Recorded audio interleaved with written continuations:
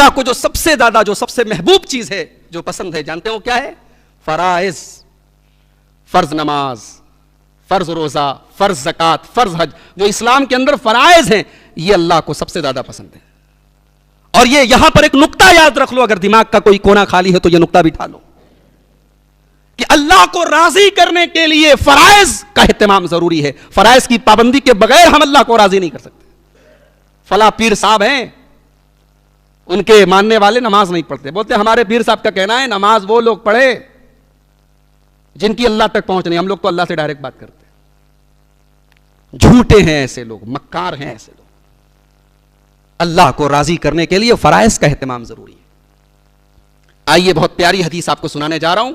پوری حدیث بہت غور سے سنیے گا. صحیح بخاری کی حدیث ہے اور حدیث قدسی ہے. اللہ کے نبی اللہ تعالیٰ سے روایت کرتے ہیں. اللہ تعالیٰ کہتا ہے من عادی لی ولیا فقد آذنتہ بالحرب، جو میرے کسی ولی سے دشمنی رکھتا ہے میں اس کے خلاف اعلان جنگ کرتا ہوں. لوگ کہتے ہیں کہ اہل حدیث لوگ اللہ کے ولیوں کو نہیں مانتے. اللہ کی قسم، جو اللہ کے ولیوں کو نہ مانے وہ اللہ کو نہیں مانتا. مگر ولیوں کو ماننا ایک الگ چیز ہے اور ولیوں کو مشکل کشا ماننا اور ولیوں کو حاجت روا ماننا ایک الگ چیز ہے. اہل حدیث اولیاء اللہ کا احترام کرتے ہیں، لیکن اولیاء اللہ کے ساتھ کا احترام کا یہ مطلب نہیں کہ اللہ کے ساتھ ہم شرک کریں. یہ نبی کی حدیث ہے، اللہ کا اعلان ہے. جو میرے کسی ولی سے دشمنی کرے میرا اعلان ہے جنگ ہے اس کے خلاف.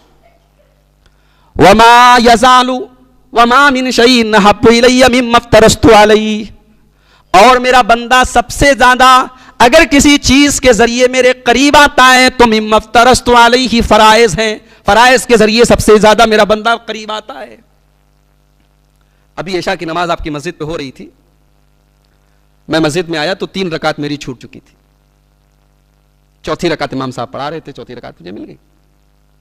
میرے ذہن میں ایک بات آئی کہ آج ہم لوگوں کی زندگی میں ایسا بہت مشکل ہے کہ ہم اس بات کی گارنٹی دیں، حالانکہ میں یہ نہیں کہتا ناممکن ہے، لیکن مشکل ہے کہ ہماری کبھی کوئی ایک ٹائم کی نماز ایسا نہ ہو کہ نہ چھوٹے.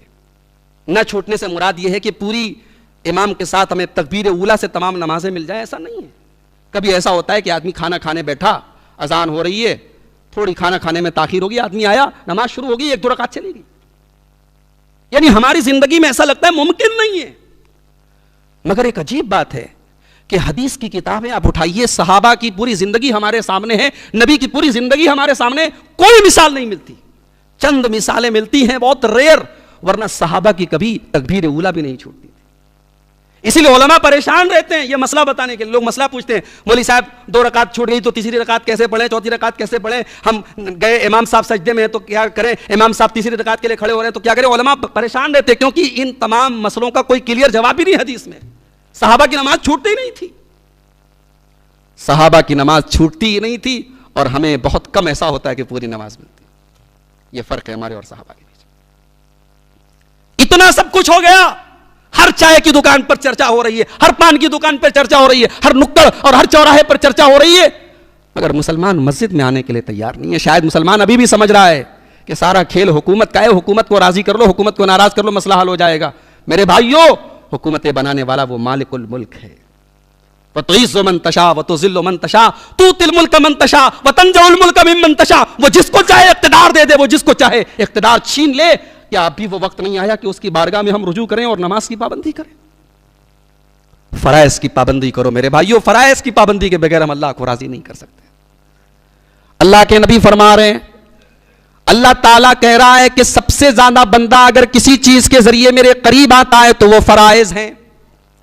اور فرائض کے بعد وَمَا يَزَالُ يَتَقَرَّبُ إِلَيَّ بِالنَّوَافِلِ، بندہ سب سے زیادہ اگر کسی چیز کے ذریعے میرے قریب آتا ہے تو وہ نوافل ہے، نفل عبادتیں، نفل روزہ ہے، نفل نمازیں، نفل صدقہ اور خیرات ہے. اور جب میں اپنے بندے سے محبت کرنے لگتا ہوں تو اللہ تعالیٰ فرماتا ہے كُنْتُ سَمْعَهُ الَّذِي يَسْمَعُ بِهِ، میں اپنے بندے کا کان بن جاتا ہوں جس سے وہ سنتا ہے. وَبَصَرَهُ الَّذِي يُبْصِرُ بِهِ، میں اپنے بندے کی آنکھ بن جاتا ہوں جس سے وہ دیکھتا ہے. وَيَدَهُ الَّتِي يَبْطِشُ بِهَا، میں اپنے بندے کا ہاتھ بن جاتا ہوں جس سے وہ پکڑتا ہے. وَرِجْلَهُ الَّتِي يَمْشِي بِهَا، اور میں اپنے بندے کا پیر بن جاتا ہوں جس سے وہ چلتا ہے. کیا مطلب ہے؟ ہاتھ بن جاتا ہوں، پیر بن جاتا ہوں. مطلب یہ ہے کہ جب میں اپنے بندے سے محبت کرنے لگتا ہوں اس کی آنکھوں کی حفاظت کرتا ہوں، گندی چیزوں کو نہیں دیکھتا، اس کے کانوں کی حفاظت کرتا ہوں، گانے نہیں سنتا، اس کے ہاتھوں کی حفاظت کرتا ہوں، غلط چیزوں کو ٹچ نہیں کرتا، اس کے پیروں کی حفاظت کرتا ہوں، غلط چیزوں کی طرف چل کر کے نہیں جاتا۔ اللہ پروٹیکشن دیتا ہے، اللہ حفاظت کرتا ہے اپنے محبوب بندے کی۔ اللہ اکبر، بہت پیاری حدیث ہے۔ اس حدیث پر اللہ تعالی ہم سب کو عمل کرنے کی توفیق عطا فرمائے۔ تو سب سے پہلی چیز ہے جو اللہ کو بہت پسند ہے، فرائض کی پابندی ہے میرے بھائی، اور فرائض میں سب سے پہلا فرض توحید کے بعد اور ایمان کے بعد یہی نماز ہے، جس سے آج ہم اور آپ دور ہیں۔